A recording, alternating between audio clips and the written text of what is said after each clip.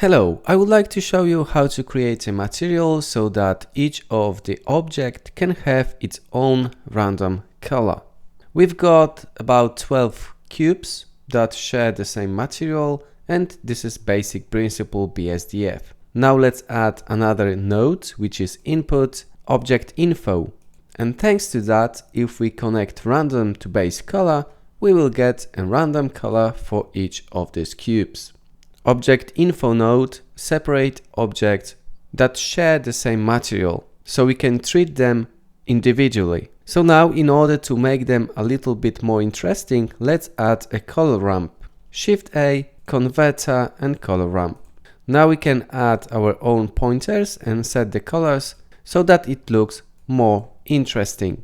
Let's add one more in the middle, let's say a red one. And now, as you can see, we've got plenty of objects that shares the same material, but they look a little bit different. That is a very simple implementation, but you can go step further.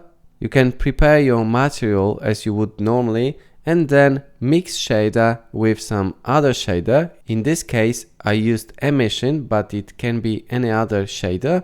And then just choose object info random, so you can give an individual tint to each of those objects.